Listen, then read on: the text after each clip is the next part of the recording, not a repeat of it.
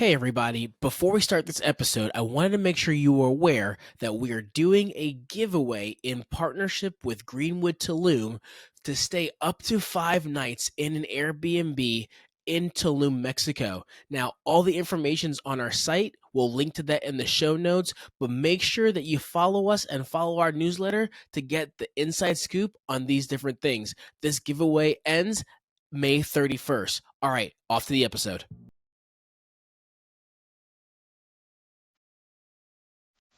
In this eye-opening episode of our podcast, join us as we dive into the world of points and miles with our special guest, Rob Dulgarian. Discover the insider secrets of earning and redeeming points and miles to unlock unforgettable family adventures. Rob, a seasoned traveler and father of five, yes, you heard it, 5 kids, shares his expert tips on getting started in the points game, his personal stories of incredible trips with his entire family of 7, and the impactful stories and experiences they've shared across the globe. But that's not all. Stay tuned as Rob reveals a very unique tradition, a special gift he bestows upon each of his children at a milestone age, transforming their travels into lifelong memories. Don't miss this journey into maximizing travel rewards and creating priceless family moments.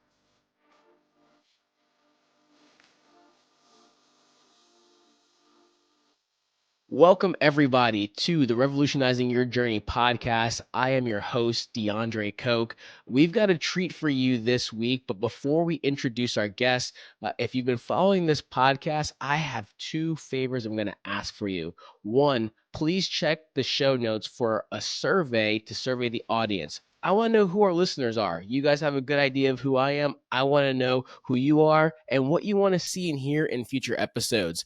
Also, don't forget to give us a rating and a review. It really helps the show continue to grow. But more importantly, on to today's guest, Rob Dulgarian. He is at Travel Points Rob on Instagram. And if you don't follow this guy, you absolutely should, because he's giving the tips, the tricks on points, miles, all of those things. But what's crazy is he's doing this with a family of 7. So I know a lot of things we talk about is, me and my fiance Taryn, we're doing 2-player mode. They're figuring out with the family of 7. He's got great content. Rob, welcome. Excited to have you on the show today. Hey, DeAndre. Yeah, I appreciate it. Thanks for having me. Absolutely, absolutely. So, Rob, tell us a little bit about yourself, right? Introduce yourself. What is it that you do? What's your day job, and then how'd you get into the whole points and miles game? Yeah. Yeah, my name's Rob. I live in Phoenix, the Phoenix area. Been here about 20 years. Have a family of 7, as you mentioned. So my oldest is 21, and my youngest is 10. So we got quite the group, all different ranges of interests and desires. So yeah, it's been good. My day job, I'm actually an accountant by trade. Um, so I work for a healthcare company that's out of New Jersey. They do some tech healthcare type stuff, and I do the finance and accounting stuff for them. Don't want to bore you guys too much with that stuff, but yeah, so that's my day job. I've been doing that for a while. Yeah, basically my whole career. And then as far as points and miles, so I started in this hobby. Oh, it's probably been close to 10 years now. So it was back in, I believe, 2015 when the Chase Sapphire Reserve card came out. It just launched. It had the great 100,000 point bonus. And everyone was talking about it. I read about it, just the news articles, friends, just it kind of caught a lot of buzz. And so I was looking into it. And I don't know, I always thought, when you got a credit card, like there was always some, I don't know, I'll say scam loosely. Like just it seemed like there was some kind of catch to it, right? Like it's never free. It's never as great as they want you to make it, make it sound. So I thought, well, let me look into this a little bit. So I read some articles. I was on the Points Guy, blog, reading some of their stuff on it, and it seemed pretty legit. And I thought, okay, but what am I missing? There's got to be something I'm missing. So I kept reading, kept researching, and I realized that it really was as good as it sounded. So like I had a brother that was looking into the card with me, and we were looking at how to redeem the points. And it said, for the 100,000 points, we, basically write you a check for $1,000. And I thought, again, well, what's the catch? They don't just give you $1,000, but I couldn't find anything. So I said, okay, well, let's get this card. So we got I signed up for it. It was after they pulled the public offer, so you had to go into the branch to get it. So I waited to the very last minute, signed up for it, and then I even got my wife to go in. I think it was like the last day it was offered, so she went into the branch to get it. So we both signed up for it, and my brother did too. And then as I was kept had the card, I got the bonus, and I had the points posted. So I thought, okay, well, do I want to just cash out and take $1,000? I mean, that's a great present, right? Who can't use $1,000 extra, right? And then I kept reading like, well, but if you use it for travel, then it's worth more. And I'm like, okay, well, how is this possible? So, again, I went down the rabbit hole. My brother cashed out. He goes, yeah, I got a check for the $1,000. It showed up. It's legit. And so I'm like, okay, well, let me look into it. And then I ended up actually using those points. I transferred them to Southwest, and we took the family. It paid for all of our flights to go to DC that next summer. So it was, I mean, I probably it was like $1,500 worth of flights, and I think I had a little bit left over. And I just thought, wow, this is amazing. Like, this really is as good as it seems. That I was able to sign up for some credit card. I spent, I think it was $4,000 on just stuff I normally purchased anyway. Yes, it had a high annual fee, um, but it was easy to get that back because it was like, oh, pay for travel, gave me a credit of $300. And I was, looking to get that TSA pre-check. So I was like, well, okay, that kind of is a prepayment of that. So really, it wasn't, when you kind of tick off those couple of things, you're like, okay, well, really the fee isn't that much. And I just got $1,500 worth of free travel. And we went and had a fantastic trip. I mean, again, it paid for our flights, and that's kind of what we uh, used it for. So yeah, and then that just kind of went down the rabbit hole of, well, what else can I do? How else can I get more points? And and from there, it's just kind of snowballed into more. And then I started my Instagram account. I think it was in 2019. Just as my wife told me I needed a hobby, and so I said, okay, well, maybe this is something just to kind of throw some stuff out there. She's into social media, so I was like, well, maybe this is just a way to share some of the knowledge I have and just help others realize that it's really as good as it seems. That's awesome. So we actually have a couple similarities there. So I also got started much heavier into the points and miles game with the Chase Sapphire Reserve and got that 100,000 point sign up bonus that Yeah. they've only offered once since then, which I think might have been last year. And so that's really cool. And then second, I started the Boldly Go Instagram in 2019 as well, Okay. as when that we started on that journey of just travel content and such. So a lot of similarities there. That's awesome. So you Yeah. you started with the points and miles. You started with the Chase Sapphire Reserve. Uh, I feel like there's been an evolution since then, right? So I'm sure that's not the only card right now that you're loading your points up on. Yeah. No, I have. I'm nutty, and I have more than my fair share of cards. I mean, between my wife and I, we probably have open, I'd say 30. Um, but the thing is again, I'm crazy. No one needs to be doing. Oh, most people don't have the bandwidth to handle that, and that's totally fine. So I think there's probably a good, you know, 3 or 4 that I typically use on a given day. So I guess I love Chase points. I think they're the best for families. Kind of the way I look at it is Chase is good for the best all around travel, like just easy to use and things like that. American Express are great as well. I just think they're harder to use for beginners, and I think it's better like if you're kind of looking for business class flights internationally, those are great points. I also have a Capital One card, the Venture X, which is great just for normal everyday spend, and I think that's a good complement card to some of the other ones. Where if you're trying to, I'd say it's kind of 201, type card. It's a little bit. Once you get past learning the basics, it's a good card to supplement some of the other stuff you do. Uh, so yeah, I mean Chase is to me the best for me because we just use those. I mean Hyatt's the best. I think the best transfer partner. I get a ton of value. There's a lot of great resorts around the world that we've stayed at using those points. So and again for a family, I can find sometimes cheaper flights. If there's a fare alert or something that says, oh, it's $200 to New York, great. Well, there's not really a sale on hotels in Times Square. So that's the harder part to kind of cobble together, and I think that's why I like Chase a little more. Um, but so the way I kind of use it is I have a card. I use um, or excuse me, I use the Business Inc. Preferred card instead of the Sapphire. Preferred. And so I know a lot of people talk about the Sapphire Preferred, and it's a great card to get started if you don't have a business or side hustle, which I would say if you don't, think about it again, because a lot of times just simple things like selling on Facebook Marketplace, or if you teach piano lessons or something like that, qualifies as a business. And if you can do that, business cards just have better bonuses and things like that. But the reason I use that card instead of the Sapphire is because they're virtually identical. You can They have the same annual fee, $95, but the ink card has a higher welcome bonus. It's 100,000 points as opposed to 60 right now. So you get a lot more points, but it has a higher minimum spend. But if you can hit that, I think it's a great card because you can still transfer points to the different, like Hyatt and Southwest and wherever else you want to go. You still get all the benefits, and you get one slightly better benefit is that you get free cell phone protection if you pay for your cell phone bill with that card.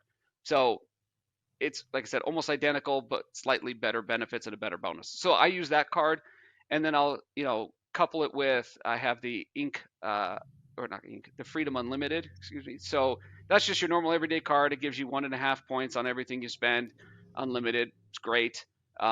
And the great thing about Chase is you can pool all your points between all your Chase cards that earn ultimate rewards and all the points with anyone that lives in your house. So me and my wife, I keep one Ink card. We funnel them all to the one card, and that's how we redeem them. It's just easier to track, but it's also much more efficient to use your points that way.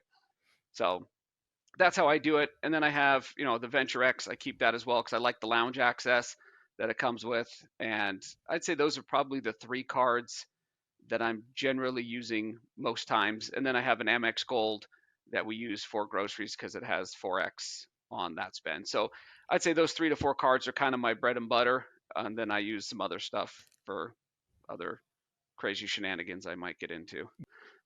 Got it. So with your how much work did it take you to convince your wife to engage in two-player mode? And for the listeners out there, two-player mode is essentially when it's you and a partner. It could be a significant other, it could be a travel buddy, whatever it may be, where you guys go into the points and miles game together. So was she on board from the get-go, or did it take a little bit of convincing? Was she weary about the constant opening of new cards and like, oh my gosh, is this going to destroy our credit? Or was she all about it from day one?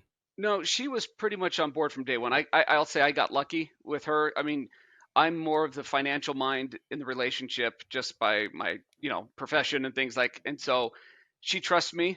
But I think the big key was just being fully transparent with what I was doing. It wasn't like all of a sudden cards just start showing up and saying, "Hey, honey, you've got to, here's all this stuff I opened in your name." I mean, that's not how I roll. So I think it was just being transparent, and I think that what really got her was, I said, "Hey, this is what I'm doing." I talked her through like all my logic of, "Hey, this 100,000 points, I think it's great." The back and forth, and then when we actually paid for the flights, and it didn't cost us anything to go to DC outside of like $10 in taxes, right? But it was a free trip that we wouldn't have otherwise been able to do. I think she got on board really quick, and when she's like, "Oh yeah, this makes a ton of sense," and so I just kind of kept her in the loop on everything. I mean, the one thing she hates doing, which I don't blame her, is when it's time to close a card that's in her name, I'm like, "Hey, honey, hey, you gotta call whatever bank and close it." She hates that part of it, or if there's some nuance that she's got to call, she doesn't like it. But I'll say it's a small price to pay to travel the world a lot more than we normally otherwise could. So For sure. So I always like throwing this question out there because I think it just by doing it for guest after guest, it just solidifies the truth of the matter. Have you guys seen your credit scores go down the gutter by having all these credit cards? 100% no. It is. I mean, we have, like, even with 30 cards open, our credit scores are over 800, which is, there's a couple of the lame nuances of how they calculate credit scores that make no logical sense. And this being one of them, like having all this credit it's good for your credit score. And I don't try not to bore everyone with the details, but one basic example is a big factor of your credit score is credit utilization, meaning how much of your credit are you utilizing and using. So if it's a lot, so if you have one card, let's say it has $1,000 limit and you had a car repair that was $900, you're using 90%. And the credit card companies say, well, you're kind of higher risk because you use a lot of the credit that you've been extended.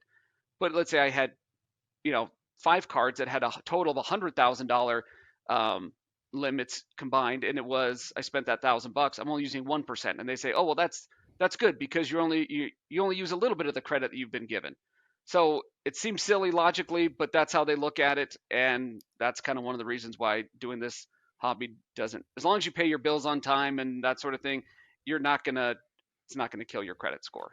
Because even when you open a Absolutely. card, it might ding it 10 points, 20 points, but give it 30 days and it's right back to where it was. It's just the nature of how it goes. Right. And I assume you don't have 30 cars that are all maxed out at 100% utilization. Oh no, no.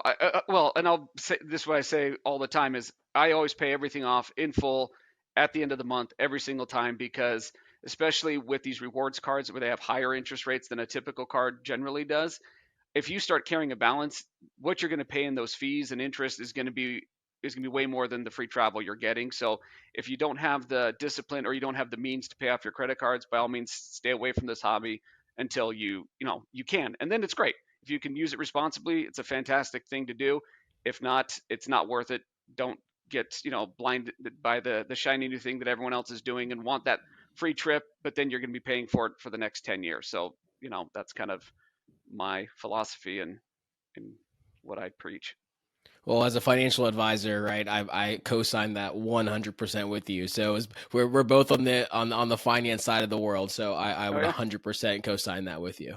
yeah, Um, good. so so let's talk travel stories, travel memories, Yep, right? So you just mentioned DC. That was kind of your first dabble. And I know through some of the content that you've put out, you guys have done, did an incredible trip to Costa Rica, which we could talk about that if you'd like. But really, just want to yeah, know what are some really cool travel memories that you guys have created for the family, or even just you and your wife as well, that really encompasses the benefits of living the points and miles lifestyle. yeah. I'll give you a couple highlights, and yeah, here's just a few things that stick out. So the first one I'd say is that Costa Rica trip was by far, I think, one of the best family trips we've done. And it was great. I mean, there was a lot of memorable things that we did on that trip, but I think the one key was there was a resort that we stayed at. It's called the Tabacon. That was just, I think, the best resort we've ever stayed at as a family. It had these natural hot springs, pools, facility that was right next to the hotel that was free with the hotel, where we'd go and sit every single night. I mean, it was just gorgeous, lush. I mean, it was like a bunch of hot tubs all over the property, and it was just fantastic. We'd go over there, we'd go out and explore during the day, come back at night, and we'd all just sit in there until like 10, 11 o'clock at night and just hang out. And it was just unreal, unlike any other place we'd ever been. And so that really stuck out as something that was unique that we'd never done.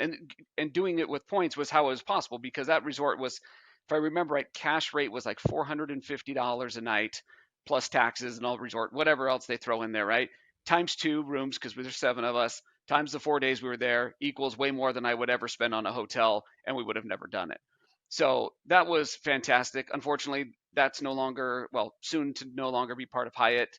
But my point being is that there's 1,000 resorts around the world that are just phenomenal that you can access that through points that you couldn't probably any other time. Um, the other couple of things I would mention is so when my kids turn 12 and 16, we let them kind of pick some place in the United States, wherever they want to go, um, within reason, and go visit that city. My wife takes them when they're 12, I take them when they're 16. Um, and points allows us to be able, it gives us that one on one time with our kids. And it just makes it possible because I would never spend that kind of money just for a birthday on top of the normal stuff. Like this past fall, I took my daughter, she wanted to go to a University of Tennessee football game. So we flew out to Knoxville, hung out in Nashville for a day too, and just spent the long weekend together and had an absolutely amazing time. And it was something she wanted to do. And great, we had a great time. And again, thanks to points, it was made possible because of that. Um, and I'm actually taking my other son to Toronto in 2 weeks. He wants to go to a Maple Leafs hockey game, so we're flying up to Buffalo and doing that, and we're gonna go to the Baseball Hall of Fame because that's what he wants to do. So it's things like that that really open it up. It doesn't always have to be these amazing, extravagant things. It could just be, hey, you've got grandkids across the country that you can't see. Well, maybe now you can and go, a couple times a year through using points. But then I would say the last thing that was a little nutty that we did, uh, but it was something I always wanted to do was last spring break we took the kids to Europe. Um, but I found a good deal on business class flights, so we flew all of us over. and back in business class, and it was an absolutely unreal experience. I mean, I spent way more than that. I mean, it would cost me 800,000 points to do it, which is a truckload. I mean, it's a great deal for 7 business class flights, but it was a lot, and it cost like $3,000 in taxes and fees. Um, but it was just one of those things on my bucket list that I wanted to do, and I would have never been able to do it otherwise. So, I'd say those are kind of some of the highlights, big and small, of things that we've done that really stuck out, for why I keep going down this road and earning points. Hey everyone, this is DeAndre Coke interrupting the episode real quick to let you know that if you want to travel in style and luxury thanks to travel hacking, here's an amazing opportunity to learn how. I've partnered with Lux Travel Hacks to offer you a special discount on their in-depth online course. It busts common myths, teaches the basics, and even has advanced techniques that surprised even me. Imagine exploring ancient ruins in Italy or sipping cocktails on a Polynesian beach and traveling there in business or first class, all for less than you'd pay for economy. This limited time offer saves you 50%, and you even get bonus content that's not available to the public. You also get access to the private Lux Travel Hacks Facebook community where you can grow even more in your travel expertise. Click the link in the show notes and use the code BOLDLYGO at checkout to take advantage of this huge opportunity. All right, now back to the show. I mean, yeah, and if you do the math on that, I mean, that redemption, 8 or 7 business class tickets, assuming at minimal the business class ticket was $5,000, likely probably Yeah. more depending on where you were going. That minimally would have been $35,000 up to maybe even up to $70,000 just Right. for the flight, and you basically paid $3,000 because of course whenever you do buy airfare, for the listeners, when you do redeem your points, especially for airfare specifically, you do have to typically pay some sort of fees or taxes. Sometimes it's very small. Certain airports like London, it's much larger, in Right. Heathrow. But Rob, that's super cool. So I mean, 800,000 points, yes, that's a boatload. But Yeah, it I was. mean, Took me years to get that, but yeah. but the incredible part is, I mean, you were able to say, "Hey, look, I put all of all 7 of us in business class to Europe specifically. It's not like you just went down to Texas or Miami or whatever it may be. Like you Yeah. went to Europe, and I'm assuming the trip was just a phenomenal trip overall." Oh, it was crazy. Well, and the best part of, I forgot to mention this part, is that we didn't tell the kids that we bought business class. So we gave it to them as a Christmas present. We just, hey, we're going to Germany. Great. They were excited. We show up at the airport, and they're like, oh, they're just dreading it. Like, oh, this overnight flight's gonna be killer. Oh, we forgot to bring a pillow. Does anyone have any, like, whatever, like, what's the melatonin? We need some stuff because it's going to be a rough trip. And we're like, yeah, sorry, forgot, but we're going to, we'll make the best of it. And then we walked on the plane, and they had 2 doors, one for economy, one for business. And the kids start to, meander towards economy, and I take the hard left and go to the business class one. And they all just kind of looked at each other, and it was just, I mean, that part was extra fun, made it extra exciting for them to have that little surprise when we got to the airport. So That's awesome. That's awesome. Any other top of mind trips you can think of, or really cool redemptions that you guys had, either recently or just trips that you and your wife took? yeah. So another thing we and my wife do. So about 5 years ago, we decided, instead of Christmas presents, we're going to go on a trip in January and just do something, just the two of us, for a long weekend, which I think is important, just to get away without the kids for a little bit of time. So we've been doing that for a few years, and we went to the Dominican Republic this past January and stayed at an all inclusive, all again through points. I found a great deal on American. It was, oh shoot, 12,000 points each way. Maybe it was dirt cheap. I mean, whatever it was, I think it was like 12,000 points each way, from Phoenix to the DR. Plus, I think it was like $100 in the taxes. And then we stayed at all inclusive. That was 25,000 points a night, for 2 people. We did that for 3 nights. And I mean, I think the cash rate was $700 a night for that all inclusive. But we just flew out there, hung out, did nothing, did a little work, sat by the beach. had some great food, and just spent time together. I mean, and that's again something that opens up the door to be able to do with points, because again, I would never spend $4,000 on a long weekend, just the two of us. I'd say maybe we run off to San Diego, Las Vegas, something, what we could drive to. And that'd be the same thing we do all the time, where we go up to Scottsdale. I mean, whatever it is, but this just opens it up to be a little bit bigger, I guess, and more I mean, you can create memories anywhere you go. I don't want to give off the impression that you have to go to the DR to create, these amazing memories. But it just opens up opportunities to do things you wouldn't do.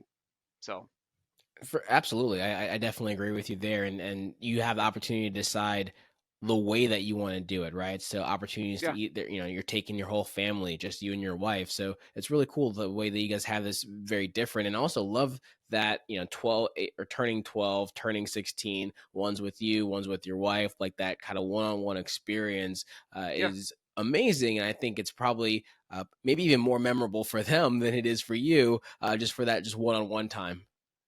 Absolutely. Well, and another small example is, so when we first got into points, and we're flying Southwest. Well, we still fly Southwest a lot.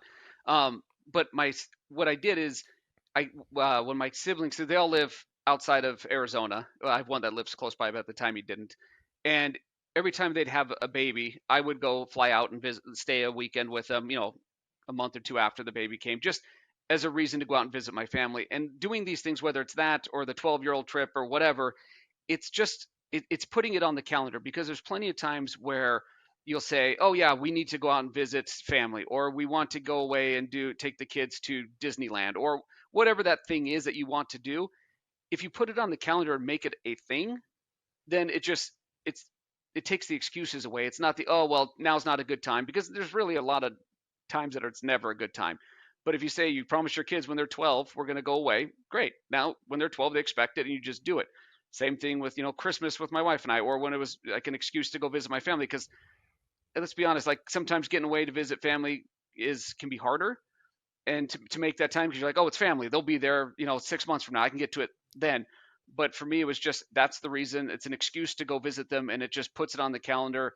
I'm going whenever that happens. I'll be wherever they are for a weekend, and it was good. I mean, it's great to see my nieces and nephews. It's great to visit my siblings and their spouses, and just spend that one-on-one time with them. That's, I'll say, priceless.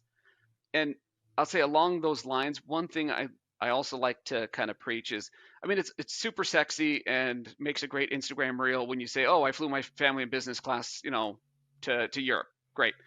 And it's like, and it was $40,000 or 50, whatever, worth of travel for nothing. Great. But it really comes down to it. You don't have, like, I have a lot of people ask me, well, from a, I hope this isn't too much minutia, but like a cents per point redemption rate that you kind of target. And I say, well, yeah, I mean, I try not to, redeem it for gift cards where you're getting like, less than 1 cent per point. I mean, there's certain things that aren't, I would say, smart. Um, but the reality is like, if it's a weekend trip to go visit your parents, just because, and then all you got was 1 cent per point, to me, that's a huge win. Like, I don't care that it's not 10 cents per point on a redemption value. Like, because like I said, the reality is I would never spend 50 grand on flights for my family to Europe. That's never going to happen. So it's not like I really saved 50 grand, because I would have never spent it anyway. So to me, it's just whatever that thing is that matters to you is, if it gets you to do that and you couldn't otherwise do it, to me, that's a huge win, and you should be doing this all day long. I agree with you 100%. I always preach, hey, ideally you want to get 2x of value or 2 cents of value per point. But I've also said as well, live the dream, have fun. Yes, Yeah, you don't want to blow your points unnecessarily, but like you said, it's also about experiences, right? And the name of this podcast is Revolutionizing Your Journey, because we want people to rethink how they do travel. Like you said, you would have never bought 50 grand worth of business class for your whole family, but by right. doing this strategy, you bought business class for your family. It doesn't matter whether you got a 2x or 10x redemption on that. You had a business class experience for your kids, and the value of their reaction seeing that they were turning left into business class versus right into economy was worth way more than whatever x you know multiplier of redemption that you got. Absolutely. And same thing with, like, a Southwest flight. Like, if that's 1.5 cents, but you took your kids to Disneyland, or to the beach because they've never been, like, huge win, right? Like, to me, that's the whole reason why I do this, is to have those experiences that, again, we couldn't otherwise do. Awesome, awesome, awesome. Rob, any specific strategies or tips that you want to throw out there that you use specifically that you think maybe some of the beginners could use, or maybe some of the more advanced points and miles people use that you've used over the years? Or a lot of us use a lot of similar strategies, but I always like just reinforcing, because we always have new listeners and people that are just getting started on this Yeah. journey. I'd love to hear, what are some of the strategies that you prefer when it comes to acquiring points and miles, or redeeming points and miles, and award travel, and all those different things?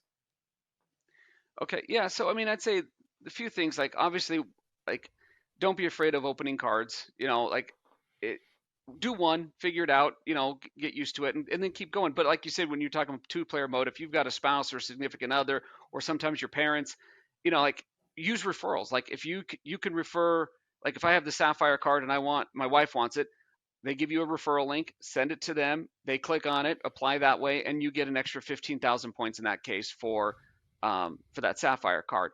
If it's one of the Ink business cards, that's 40,000 points, which is huge. I mean, half of a sign up bonus, right? It's like, so these are ways that you can get points for literally doing really nothing extra than what you were going to do otherwise. So I think that's a great strategy to use.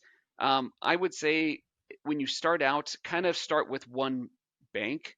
And that's why I kind of like to use Chase as my go-to, for especially for beginners, because there's so many different cards you can get that all kind of, call it, work together, where you can open up a couple of cards, combine all the points you're earning or the bonuses you're getting, and use them for a trip. But if you open up a Chase card, an Amex card, and a Capital One card, while it's possible to kind of bring them together, it's a lot more difficult, and it's just not as easy. So I think and I'm always big about getting a win, an easy win to start with, right? And if you're doing kind of a complicated three bank strategy, that's not going to really give you that easy win. You want to get something, book it, even if it's, again, you booked it through the travel portal and you got a hotel and that's a free hotel. Great. Do that, because then it gives you that confidence that, yeah, this is legit. I can do it and I can keep going, and it makes a lot of sense, because you're not going to be perfect. You're not going to get the best value or the best thing the first time and every time. I mean, there's still times I find things out and I say, oh, shoot, if I would have just gone through that airline, I could have maybe gotten it 5,000 points cheaper. But you figure it out. The whole point is to just do it and get started. But one strategy I also really like, and it's not so much in credit cards, it's bank bonuses. It's similar, but different banks will give you the opportunity to earn a bonus by opening up a checking account. So, like, I just did one with U.S. Bank. It was $500.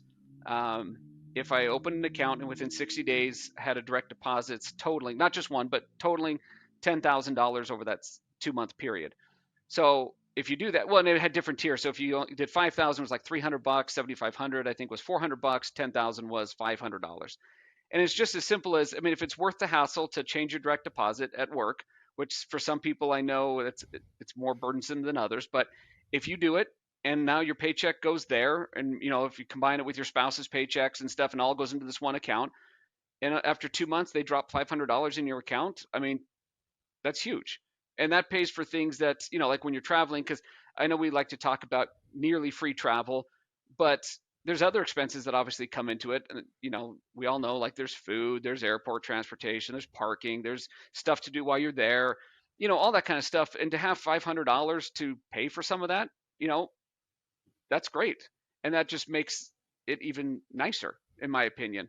So that's one thing I like to do, is I keep track of some of those. There's a great website that I look at usually once a week, or usually more actually, but it's called Doctor of Credit, and they post a lot of these bank bonuses, kind of give their recommendations on if they think it's good or not. But that's kind of how I keep track of some of them. And there's like some local credit unions and things that may only be good for, let's say, here in Arizona.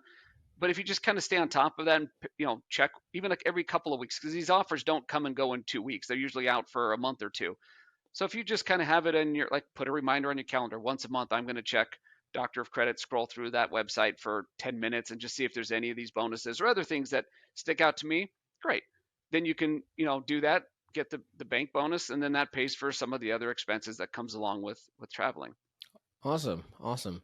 So Rob, any future trips that you guys have planned? Anything that's on the bucket list, or are you stacking points right now for any very specific strategic objective or goal or destination for you and your wife, or you and the family?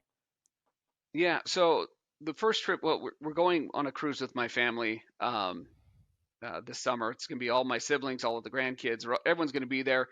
So the cruise, there's ways to kind of do that. Like one with the Venture X, I didn't pay for it this way, but with the Venture X, you can like use. So if anything that you purchase that codes as travel, you can use your points to offset with a statement credit.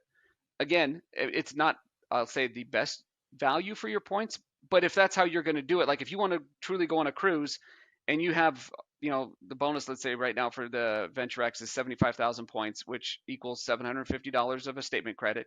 If you really wanted to do a cruise, that's on your bucket list. And the only way you can do it is if you got that subsidized through credit card points. Well, here's the way to do it. You charge your cruise to that card, and then when it posts, you just redeem your 75,000 points for 750 bucks. It wipes off that amount of the cost, and then you can go on your cruise that way. So, so that's one way, or to hack a cruise. So we're doing that, but we paid for our flights and the hotel when we get there with our points, which was again great because I mean even at which it wasn't, I think, but let's say at $200 a flight, that's $1,400 in flights just to get to Texas to go on, a cruise. So that took a nice chunk out of that cost. But I say for the future, the one thing that's top on my bucket list that I'm trying to get to is Thailand. I've just seen so many great things about it. Everything about Thailand seems phenomenal. I've never been to Asia yet, and that is huge on my list of where I'd like to go and explore. So Thailand is that's a kind of, I think for me, and it's an amazing country. It is. To this day, I've been all over the world, still growing. So of course I haven't seen everything, but number one yeah, place I've ever been is Thailand, and more so because whatever experience you want to have there, you can get, right? So if you want the pristine beaches that look like the Maldives, you can get it. If you want to party your face off like you're in Vegas, you can get it. If you want the cultural experience of, praying with monks in a temple, you can get it. I mean, bathing elephants in a river, right? Like it's an incredible place to go. And the biggest issue for most people getting to Thailand is the cost to get there, right? But if you can right. use points and do it for yourself and the family, then once you guys get there, it's extremely inexpensive. So that's one of the beauties as well. Yeah, no, and that's what I've heard. And everything about it sounds amazing. But it's such a long flight that I think I'd rather do it in business and not take A the hundred kids. percent. So I think that's kind of so I think that's kind of our plan for hopefully early next year is kind of I think what I'm looking for. And that's kind of the one thing with points is you either got to get lucky or book really early. Um, and that's, when award space opens up, it kind of goes pretty quickly. And some stuff opens up, and that's one thing like just because it's not available today doesn't mean it won't be available tomorrow, but there's just no guarantee, right? I've gotten lucky a few times where some space that I've been wanting opens up and I get it. Other times it doesn't, and you just kind of got to pivot and book something else or have a backup plan. Awesome, Rob. Well, I'm excited to see the Thailand trip come to fruition and see the content you put out for that. Yeah, you and me both. Yeah, I'd love it. Awesome. Rob, how can the listeners connect with you and see a lot of the great content that you put out there? Yeah, the majority of my stuff is just on Instagram. Like I said, my handle's at Travel Points Rob. I have a newsletter that I send out maybe once a month, just with extra stuff that I might find that I mean, and some of these banks prohibit talking about certain things on Instagram, so I'll put it in my newsletter and kind of point you in that direction to find give you a little more detail on stuff. But yeah, those are the two I'd say things. But yeah, Instagram is where I spend most of my time. And yeah, just reach out to me. I'm still small enough, so by all means, I'll respond to every single DM that I get. Yeah, so that's where you can find me if you have any questions. Awesome. And we'll make sure to link to that in the show notes as well. Rob, before we wrap up, any Yeah, final thoughts, any last thing that you'd like to share with the listeners today? I would just say specifically to like the beginners, it's just give it a shot. I mean, don't sit around and wait. If this really sounds interesting and you want to give it a shot, do it because you know I promise you it is as good as it sounds. It takes some work, it takes some effort, no question. It's not just, super passive and it just happens, but it's totally worth the effort that you put into it. And if you think it's too good to be true, it's not. Um, it's just, but don't wait on the sidelines too long, because once you finally, jump in, you're going to kick yourself. Why didn't I start sooner? And why couldn't I, but so I would just say simply get started and try something. Awesome. I love that advice. Just jump right in, get after it, because the longer you wait, the longer it's going to be till you, as you said, you're going to kick yourself. You're like, why didn't I do this sooner? Which is what we Yeah. hear often, right? Because people are like, oh, it's actually this easy. And yeah, it actually can be that easy. Rob, thank you so much for your insights today. Love the story, My love the pleasure. information. And definitely looking forward to continuing to see the journey for yourself and your family through the rest of this Points and Miles lifestyle and journey that all of us are on together. Yep. Sounds good. Hey, thanks, DeAndre. I appreciate it. You're welcome. For the listeners out there, Rob mentioned some really awesome cards that he loves, like the Chase Sapphire Reserve, the Capital One Venture X, all those different things.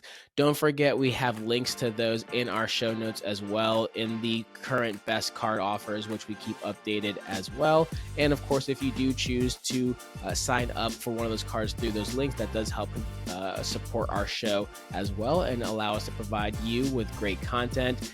And hope you enjoyed this episode. Don't forget to like, share, subscribe, tell your friends, and we'll see you next week. Have a good one.